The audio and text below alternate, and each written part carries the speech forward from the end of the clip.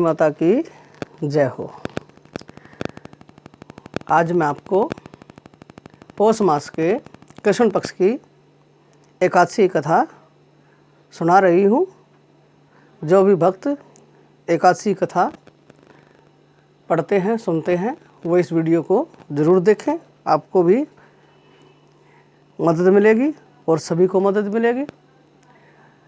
एकादशी तिथि अपने आप में स्वयं सिद्ध है। सबको एकादशी का व्रत करना चाहिए जीवन में। तो आइए आज मैं आपको पौष मास के कृष्ण पक्ष की एकादशी कथा सुनाती हूँ। ध्यान से सुने। युधिष्ठिर बोले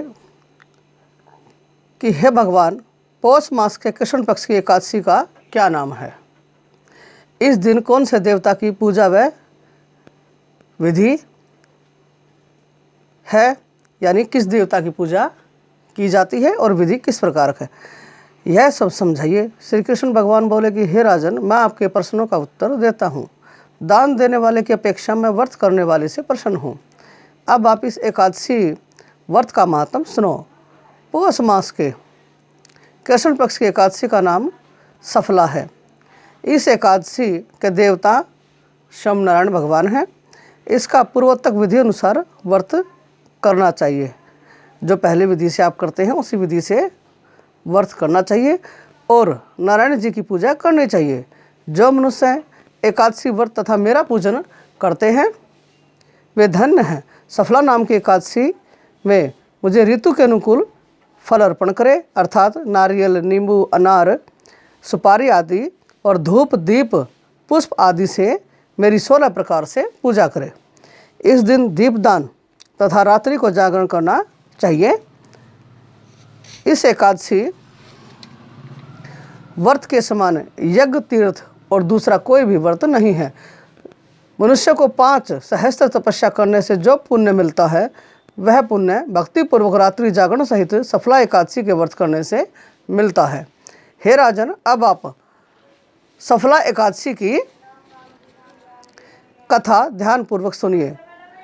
चंपावती नगरी में एक महिष्मान राजा राज्य करता था। उस 4 पुत्र थे। इन पुत्रों में सबसे बड़ा लोमाक राजा का पुत्र महापापी था। वह सदैव पर स्त्री गमन तथा वैश्याओं के यहाँ अपने पिता का धन नष्ट किया करता था। वह देवता, ब्राह्मण, वैष्णव आदि की निंदा किया करता था।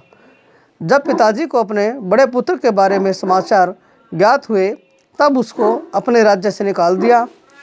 जब लुम्पक सबके द्वारा त्याग दिया गया तब वह विचारने लगा कि अब मैं क्या करूं, कहाँ जाऊं। अंत में वह दिन में वन में रहने लगा और रात को अपने पिता की नगरी में चोरी तथा अन्य कुकर्म करने लगा।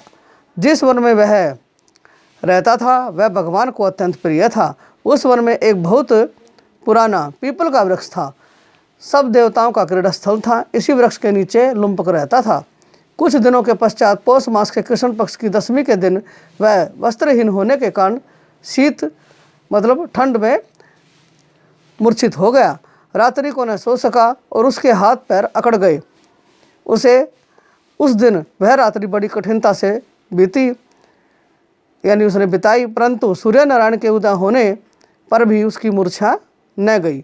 सफला एकादशी के मध्याह्न तक वह दुराचारी मूर्छित ही पड़ा रहा। जब सूर्य की गर्मी से उसे होश आया तो वह अपने स्थान से उठकर वन से भोजन की खोज में चल पड़ा। उस दिन वह जीवों को मारने में असमर्थ था, इसलिए जमीन पर गिरे हुए फलों को लेकर पीपल के वृक्ष के नीचे आया।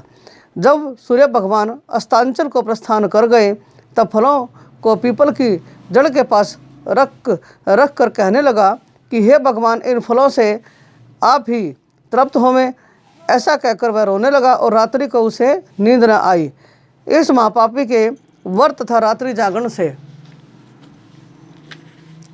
भगवान अत्यंत प्रसन्न हुए और उसके समस्त पाप नष्ट हो गए। प्रातः ही वह दिव्य प्रातः ही एक दिव्य घोड़ा अनेकों सुंदर वस्तुओं से सजा उसके सामने आ खड़ा हो गया और आकाशवाणी हुई कि हे राजपुत्र, भगवान नारायण के प्रभाव से तेरे समस्त पाप नष्ट हो गए हैं। अब तू अपने पिता के पास जाकर राज्य प्राप्त कर सकता है। लुम्पक ने जब ऐसी आकाशवाणी सुनी तो वह अत्यंत प्रसन्न हुआ और हे भगवान, आपकी जय हो ऐसा कहता हुआ सुंदर वस्त्रों को धारण कर अपने पिता के पास गया। उसने संपूर्ण कथा कह सुनाई और पिता भी अपना राज्यभार सौंपकर वन को चले गए। अब लुम्पक शास्त्रानुसार राज्य करने लगा। उसके स्त्री पुत्र आदि भी परम भक्त बन गए।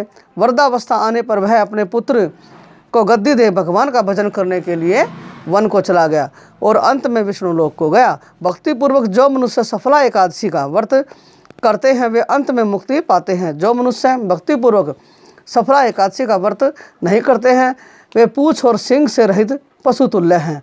सफला एकादशी के महत्व का पठन व श्रवण से अश्वमेध यज्ञ का फल मिलता है। तो मैंने ये कहानी आपको कथा सुनाई है सफला एकादशी की। तो एकादशी का व्रत जरूर करिए। इन्हीं शब्दों के साथ धन्यवाद। हमारे चैनल को ज़्यादा से ज़्यादा सब्सक्राइब कीजिए, लाइक कीजिए, वीडियो शेयर कीजिए और बेल आइकन दबाना ना भूलें। धन्यवाद।